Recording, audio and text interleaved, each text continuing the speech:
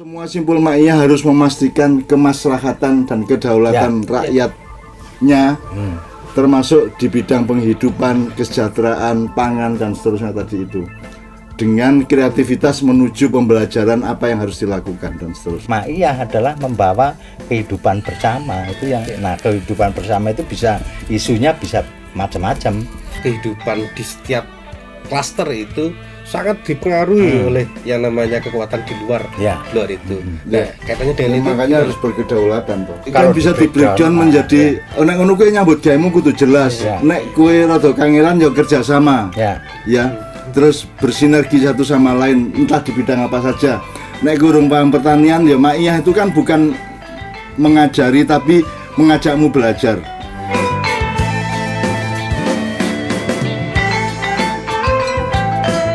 Assalamualaikum warahmatullahi wabarakatuh. Kita meneruskan diskusi dan pencarian hidayah Allah tentang gerakan sosial dan Ma'iyah. Ya, yang pertama kan belum kita kaitkan dengan Ma'iyah secara langsung. Nah, untuk itu saya kira yang akan kita bicarakan begini. Jadi setiap gerakan sosial perlu ada hubungannya sama modal. Ya. Gerakan sosial selalu ada hubungannya sama media massa, instrumen untuk menyebarkan segala macam.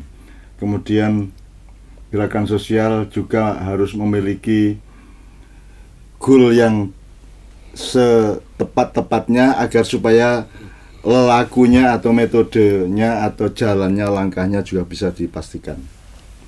Tapi sebelumnya saya kira saya akan berangkat dari prinsip narasi syahadat. Jadi sebelum Anda bilang ilallah itu Anda harus memahami dulu la ilaha. Jadi sekarang Mas Toto, Mas Haryanto, kita pastikan dulu yang tidak kita lakukan. Misalnya kalau yang paling lembut itu adalah sosialisasi nilai bil hikmah wal mau'izatil hasanah. Yang paling keras adalah terorisme, bombing, kudeta dan seterusnya. Sekarang kita harus pastikan kita Ma'iyah ini bisa enggak akan lahir atau akan muncul gerakan terorisme toh. Kita harus pastikan iya apa tidak. Kalau saya sih melihat atau bahkan bisa memastikan bahwa Ma'iyah tidak mungkin akan menjadi terorisme dalam pengertian teror yang melakukan pengeboman atau apa. Tapi destruksi. Tapi kalau teror pikiran ya nggak apa-apa menurut saya ya. Namanya juga itu juga bagian. Ya karena Pak Toto adalah kepala dinas gangguan pikiran gitu. Jadi itu bukan itu kekerasan yang diperlukan. Sama dengan Rasulullah menteror orang di sekitar Ka'bah mengenai tauhid, itu kan terorisme yang luar biasa. Ya. Jadi menurut marja kita bahwa terorisme di ranah pikiran itu bukan hanya boleh tapi wajib. Jadi kalau orang tidak berubah pikirannya, maka gerakan sosial perubahan apapun saja juga tidak akan bisa terjadi. Nah, tetapi sekarang kita agak lebih pragmatis. Pasti kita nggak ngebom, pasti kita nggak kudeta, terus tidak apa lagi. Bahkan kita tidak akan melakukan top down seperti parpol. Kita tidak menjadi parpol karena kita tidak melakukan metode top down itu mobilisasi. Kumpulan laskar-laskar Ma'iyah itu berkumpul sekian puluh ribu orang setiap kali berkumpul kan tidak karena mobilisasi tapi karena sosialisasi alamiah sebenarnya ya. Karena orang datang bukan orang dipanggil ya. Orang bukan dipanggil untuk datang dikumpulkan, tapi orang berkumpul. Jadi ada bedanya orang dikumpulkan sama orang berkumpul. Nah, kita harus memastikan bahwa kita tidak mengumpulkan orang, tapi kita bikin orang berkumpul. Nah, saya nyambung gini ya, berkumpulnya orang tadi itu, sosialisasi secara alamiah tadi itu. Kita kan perlu juga membaca petanya jamaah Ma'iyah ini apa saja, berkumpulnya karena apa saja. Gitu. Saya ngelihatnya kan semuanya berangkatnya dari Mbah Nun. Jadi yang perlu kita petakan dulu di awal ini kan berarti sikap jamaah terhadap Mbah Nun itu ada berapa banyak sih model. Kalau saya membacanya kan ada yang pertama orang melihat Mbah Nun ini sebagai motivator hidup. Jadi begitu dengar suara saja, itu yang tadinya hutannya banyak itu tiba-tiba seakan-akan lunas gitu. Yang nggak lulus itu tiba-tiba seakan-akan wah sesuk lulus. Itu motivator. Jadi membangkitkan motivasi untuk fight. Nah, yang kedua ada yang tidak hanya motivator, tapi Mbah Nun sebagai inspirator atau Mak Iya ini sebagai inspirasi hidupnya. Ada yang guru dengan Mak Iya itu mencoba untuk menjadi guru yang Mak Iya, mendapatkan inspirasinya dari kalimat-kalimat itu. Ada yang petani, ada yang nelayan, ada yang pedagang. Itu inspirasi. Ada yang ayang bangkrut bangkit lagi gitu. Nah, inspirasi sudah mulai agak tertata. Sudah mulai tertata pikirannya, sikapnya, inspirasi. Nah, yang ketiga ada yang Mbah Nun itu sebagai bukan hanya inspirator tapi mentor. Mentor itu sudah dibaca tindakan-tindakannya. Misal dari masih periode-periode awal di Patang Puluhan, kemudian Mbah Nun bermain teater, kemudian Mbah Nun di sejarah hidupnya itu menjadi semacam mentor secara nggak langsung bagi jamaah Ma'iyah. Nah, yang keempat ada yang melihat Mbah Nun itu sebagai imam. Ini juga tidak kecil irisannya seperti itu. Yang artinya kata yang disampaikan tanpa disebut bahwa itu fatwa, ini sudah mengandung tindakan untuk perintah tadi itu. Nah, saya pikir sebelum masuk ke strategi Ma'iyah yang kaitannya dengan gerakan sosial, peta ini yang harus cetha. Berapa persen ini sebenarnya kadarnya yang hanya inspirasi, yang tiba-tiba ketika ada fatwa itu justru berbalik untuk melawan Ma'iyah, Pak. Pokoknya kurung suaranya seneng mesin udah. Ya, ada yang seperti itu. Saya kira gini, kalau saya justru akan berangkat itu justru saya melihat sebagai potensi. Bahkan saya melihat itu ini saya mau jujur aja nih, terus terang nih di acara ini. Saya kenapa dekat dengan Cak Nun itu juga melihat potensi itu sebetulnya itu jauh sebelum ada Ma'iyah. Kan kalau ditanya kita ini kan nggak punya panding. Kita nggak punya dukungan macam-macam ya. Bahkan kita dalam tanda petik agak bermusuhan sama media massa kan. Oke, nah menurut saya justru saya melihat jadi potensi gitu loh, karena tidak sedikit contoh-contoh. Saya cukup lama di NGO ya, itu jelas ada dukungan uang, ada dukungan macam-macam, tapi itu enggak justru tidak jadi apa-apa. Nah, saya justru melihat ini kan orang datang sendiri, orang punya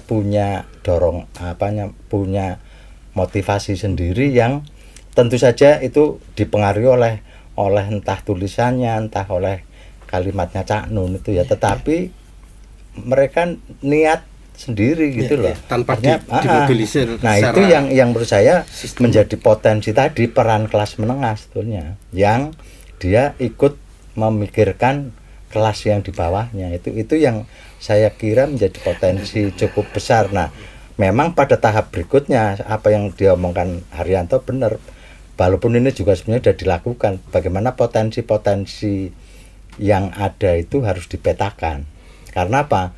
Pada strategi berikutnya kita tidak bisa lagi tanpa isu. Artinya kalau melihat dari pengalaman selama pandemi ini, yang paling nampak di simpul-simpul Ma'iyah itu hampir semua simpul itu pasti ketemu dengan isu pangan pamannya, yaitu katakan kelak Cak Nun bisa mengisyaratkan kepada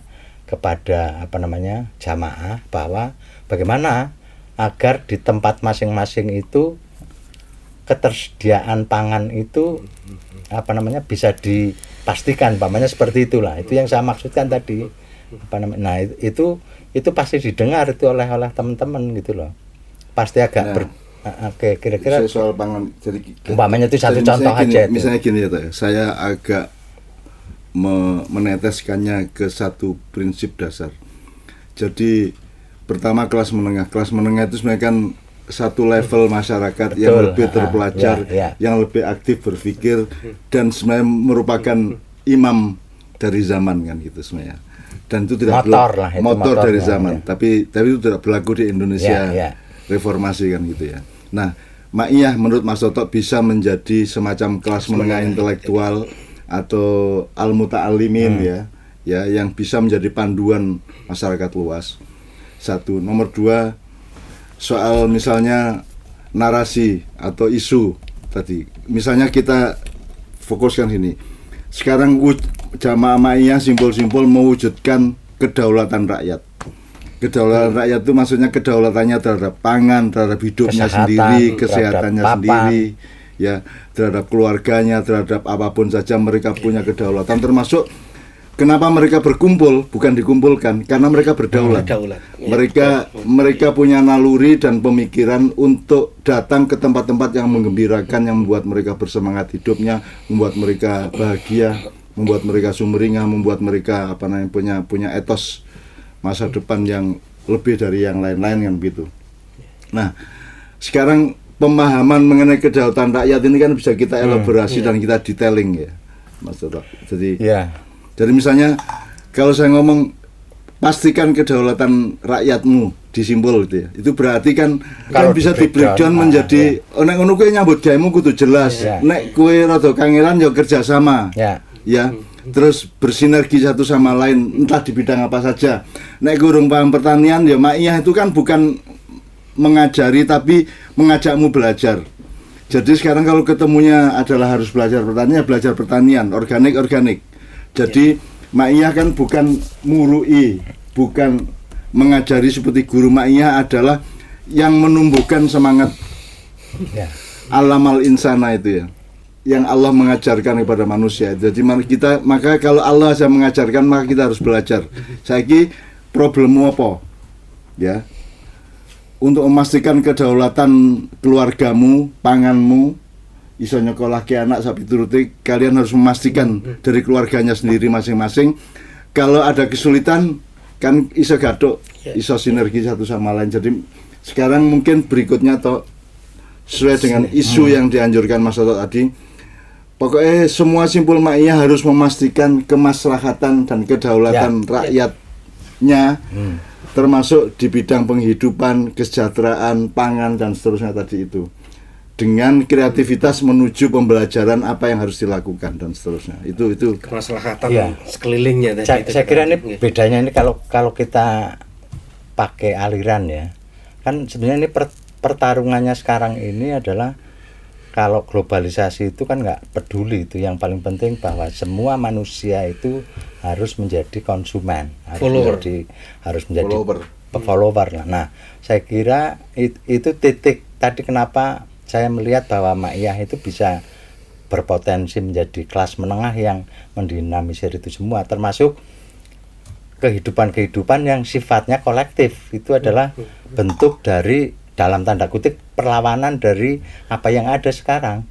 Sekarang ini kan orang disuruh berlomba-lomba, berperang, itu kekerasan sangat tinggi. Bagaimana orang harus bersaing satu sama lain, itu menurut saya kekerasan. Nah, Ma'iyah adalah membawa kehidupan bersama. Itu yang kehidupan bersama itu isunya bisa macam-macam. Bisa pangan, bisa kesehatan, bisa pendidikan. Jamaah Ma'iyah, simbol-simbol Ma'iyah memastikan kedaulatan rakyat itu artinya breakdownnya bisa macam-macam dan setiap tempat bisa beda-beda. Jadi yang pragmatis seperti kesejahteraan dan pangan dan itu. Ada yang misalnya gini, lu kan kita punya Pancasila kan bilang musyawarah mufakat. Tapi kan kita tidak pernah mencapai itu. Yang ada adalah kompromi atau kolusi kan begitu. Nah, Jamaah Ma'iyah bisa simpul-simpul bisa memusyawarahkan hal-hal yang konkret pada kehidupan keluarga mereka, kemudian mencapai suatu kesepakatan sinergetik dan seterusnya, kan begitu. Jadi sebenarnya modal yang sudah ada di Indonesia itu bisa sudah mencukupi masa depan kita, asalkan di breakdown oleh mesin berpikir yang tepat, yang benar, seperti harapan Mas Toto bahwa Jamaah Ma'iyah sebenarnya adalah kelas menengah embrional untuk bangsa Indonesia karena breakdown berpikirnya efektif, akurat. Dan yang paling mungkin melakukan itu Ma'iyah. Karena Ma'iyah punya bekal tadi itu, kedaulatan tadi. Berkumpul tanpa digerakkan ini kan sudah bekal bentuk kedaulatan. Dan mereka sudah terbukti bisa memilih. Nah kan kalau pertanyaanmu itu kalau selama ini kan Ma'iyah yang kita ikuti selama ini, kalau pakai bahasa umum itu sebenarnya kita sebenarnya diam-diam itu sedang merebut ruang ruang publik sebetulnya, ruang kehidupan. Nah, dimulai dari ruang berpikir, itu satu. Nah, yang kedua pertanyaannya, apakah orang Ma'iyyah boleh menjadi kepala desa? Ya boleh, siapa yang nggak boleh, wong itu termasuk ruang kehidupan juga gitu loh. Nah, sebenarnya kan pada hakikatnya ketika kita ngomong perubahan itu kan selalu berkaitan pada tata kuasa tadi. Nah, tata kuasa itu ada saya memilih tata kuasa itu yang berada di masing-masing tempat ruang itu. kehidupan, Nah, ya. dan kalau kebudayaan itu sebenarnya tata kelola sebetulnya. Tadi kan kita simpulkan kita tidak cenderung top down ya. Tapi bottom up. Nah, bottom up ini kan kenapa? Karena kan area penguasaan seseorang kan terbatas. Jadi kalau ada anak simpul Ma'iyyah jadi lurah tidak masalah karena saya kira desa masih dia kuasai, masih berada di ranah kedaulatannya. Dan dia sangat paham betul tentang peta desanya itu. Iya. Dan dengan sekali lagi sebab akibatnya, kalau nasional, kalau top down, terus kita sekarang bikin parpol, terus kita menang, terus jadi presiden, itu kan kita tidak bisa mengawal atau menguasai sebab akibat yang ditimbulkannya. Dan itu contohnya juga sudah cukup banyak ternyata nggak efektif juga gitu loh. Bikin apapun segala macam kan sebab akibatnya tidak bisa kita kuasai, dan Ma'iyyah tahu diri soal itu. Tapi ini Pak, kaitannya dengan tadi kan seakan-akan ada pembatasan bahwa skala atau wilayah geraknya adalah lokal atau cluster ya. Simpul berarti kalau simpul di desa A berarti wilayah geraknya di desa A itu. Isu-isu yang terkait dengan kesejahteraan, isu-isu yang kaitannya dengan warga. Saya sepakat itu, tapi persoalan hari ini kan bahwa setiap daerah atau kehidupan di setiap klaster itu sangat dipengaruhi oleh yang namanya kekuatan di luar itu. Nah, kaitannya dengan itu makanya harus berkedaulatan toh. Jadi menurut saya wilayah penguasaan atau kedaulatan anak-anak Ma'iyyah di Simpul ini tidak teritori negara, tapi seberapa jauh dia berdaulat dan seberapa jauh dia dengan subjek yang lain itu berada dalam kedaulatan berpikir Ma'iyyah tadi itu. Nah, itu desanya itu. Saya kira pada langkah berikutnya pemetaan tidak hanya di lingkup klaster tapi juga antar klaster. Itu kan sebenarnya sekarang juga jaringan sudah terjadi karena itu yang saya kira saya kira itu kan berjalan tergantung dari isu-isu yang saling terkait apa enggak kan itu sebenarnya. Jadi pemetaannya kalau tadi kamu kan menyarankan perlu ada pemetaan di masing-masing klaster yang sebenarnya sudah mulai meningkat ke pemetaan berikutnya ya bagaimana keterhubungan antar klaster yang satu dengan klaster yang lain itu yang menjadi penting. Saya urun semacam tadabbur ya. Kalau di Quran kan ada qaryatan thayyibatan ya, qaryah thayyibah ya. Jadi di situ bukan teritorial. Yang qaryah adalah yang thayyibah. Jadi wilayah qaryah itu dihitung berdasarkan sebaran thayyibahnya. Jadi kalau thayyibah itu misalnya adalah cara berpikir Ma'iyyah misalnya, maka sejauh yang kamu berdaulat bersama-sama di dalam berpikir Ma'iyyah itulah qaryahmu, itulah desamu itu toh. Jadi teman-teman juga tidak punya kewajiban di Simpul-Simpul untuk ngurusi desanya masing-masing tapi sejauh yang kamu bisa bersama-sama berdaulat itulah qaryah. Kalau misalnya kamu di desa tapi wilayah thayyibahnya hanya satu RW, terus ada satu desa yang lain satu RW juga, berarti desamu adalah RW ini dan RW itu misalnya gitu. Jadi kata sifat dalam Al-Quran itu mengandaikan kualitas dari sebutan fisiknya. Jadi sama dengan baldatun thayyibatun. Nah, baldatun itu terjadi kalau thayyibah. Kalau tidak thayyibah bersama-sama bukan balda. Kan begitu kira-kira. Kalau pakai cara berpikir itu. Ini potensi yang lain yang saya lihat di Ma'iyyah, menurut saya justru kita ini bukan penolong. Kalau penolong itu kan saya datang ke desa sana karena ada masalah. Ini enggak. Kita juga bagian dari itu yang menurut saya, pengalaman saya yang paling sulit dilakukan oleh berbagai pihak yang selama ini saya tahu, karena banyak pihak itu biasanya datang ke sebagai pahlawan yang datang gitu loh. Ini enggak. Kita juga menjadi itu yang sulit sebetulnya. Nah, ini kita bukan menjadi penolong yang tidak ada kita di bagian situ. Dari yang kita juga berperasaan. bagian dari itu. Itu juga potensi yang nggak boleh dinafikan itu. Itu yang menurut saya justru lemah di pengalaman-pengalaman NGO selama ini karena dia datang mencari masalah gitu Saya loh. berpikir NGO LSM, tapi saya nggak berani ngomong, tapi Mas Toto sendiri mbahnya NGO yang bilang ya. Tidak apa-apa kalau Pak Toto yang ngomong. Kan contohnya lumpur toh ya. Lumpur itu kan ada 34 kelompok yang datang untuk menolong korban lumpur. Dan kita kan tidak datang untuk menolong. Kita didatangi mereka untuk kerjasama bagaimana mencari solusi dari masalah itu kan begitu. Kemudian kita lakukan dan jamaahnya juga di situ juga kan orang Ma'iyah. Dengan sejumlah persyaratan dan negosiasi moral akhirnya terbentuk satu metode yang akhirnya 13.560 KK korban lumpur itu bisa terbayar 3-5 kali lipat dari harga tanah dan rumahnya. Meskipun Indonesia tidak tahu itu gitu ya. Ya. Dan itu kan metodenya bukan datang sebagai penolong. Ya. Berarti salah satu yang tidak boleh tadi itu ditambahkan itu Pak, bahwa merasa bahwa saya datang sebagai penolong itu yang tidak boleh. Nggak boleh. Dan itu selalu gagal itu, begitu penolongnya pergi ya hancur kan gitu. Nah ini belum lagi penolong malah mengeksploitasi yang ditolong gitu kan. Jadi kalau Mas Toto mengatakan harus ada isu, menurut saya isunya Ma'iyah tetap bukan isu teknis. Karena teknisnya itu bisa di breakdown, bisa dielaborasi, bisa ditransformasi oleh masing-masing pemikir Ma'iyah. Kedaulatannya dengan sendiri. dia punya kedaulatan. Sebenarnya tapi intinya adalah tolong di breakdown kedaulatan sebagai manusia Ma'iyah itu, di breakdown terhadap keluargamu, imanmu sampai ke panganmu dan seterusnya. Itu kita punya cara berpikir yang berbeda dengan kedaulatannya juga agak berbeda dengan yang dikenal selama ini. Ada dua ini pengertian ya. Kalau ada dua namanya isu strategis dan kemasan isu. Nah kalau isu strategis itu jumlahnya satu, nggak boleh banyak-banyak. Dan saya kira isu strategisnya di Ma'iyah sudah jelas tadi sudah diomongkan Mbah Nun. Isu strategisnya ya kedaulatan tadi. Nah, kemas isunya bisa macam-macam.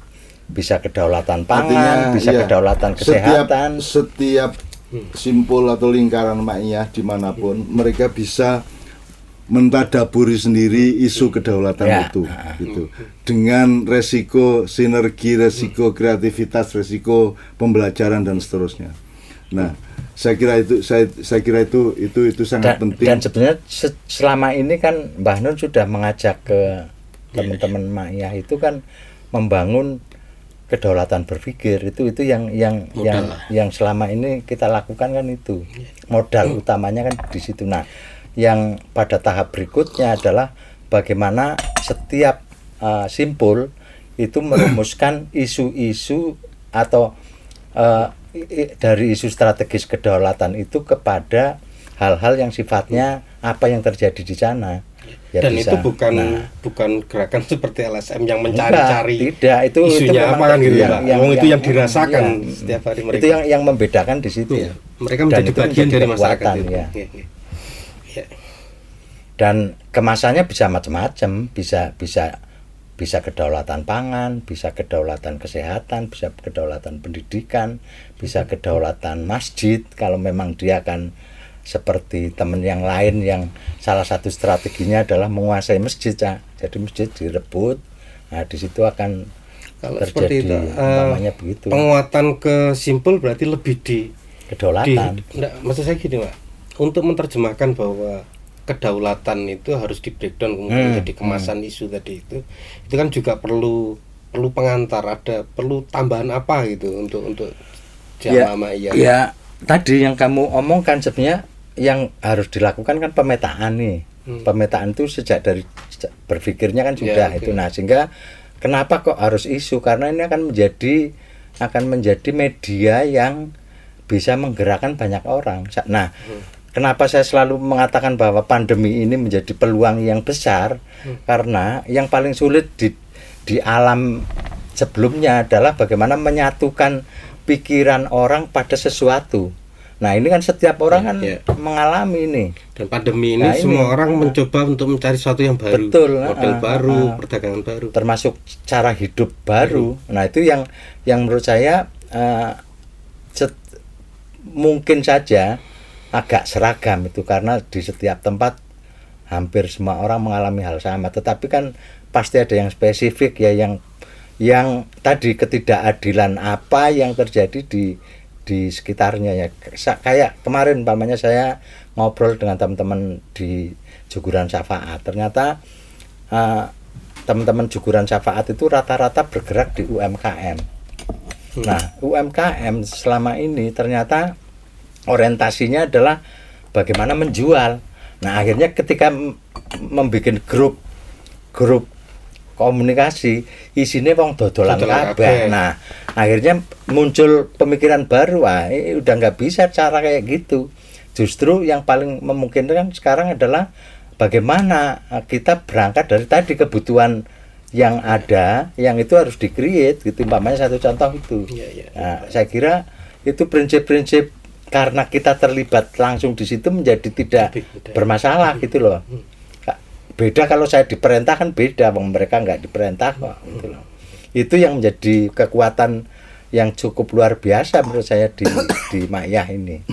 Ini kita sudah mendengarkan dari Mas Toto sama Mas Haryanto mengenai yang disebut saja kita mentadaburi isu-isu dasar yang dibutuhkan oleh pelaku Ma'iyah. Berangkat dari kedaulatan rakyat tadi. Isu dasar itu adalah bagaimana mentadaburi kedaulatan rakyat. Nah, mereka rakyat, tolong di Ma'iyah kan banyak wacana, dipelajari kembali rakyat itu apa, masyarakat itu apa, umat apa, kan kita sudah elaborasi semuanya.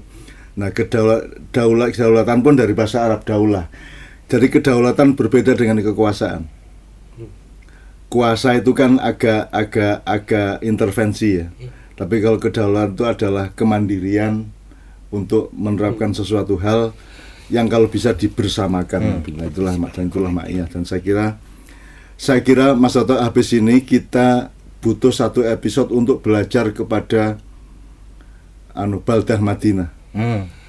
Belajar kepada masyarakat Madaniyah yang tadi kita sebut sedikit, tetapi saya kira Mas Toto sangat menguasai tata desa, tata bebrayan, tata kota dari yang disebut Madinah tadi, termasuk tidak sok datang untuk menolong, tetapi selalu berada di dalam musyawarah dan mufakat yang seimbang satu sama lain. Teman-teman sekalian, mudah-mudahan bermanfaat untuk membangun kedaulatan Anda semua sebagai ro'iyah, sebagai pemimpin dari kehidupan. Assalamualaikum warahmatullahi wabarakatuh. Waalaikumsalam.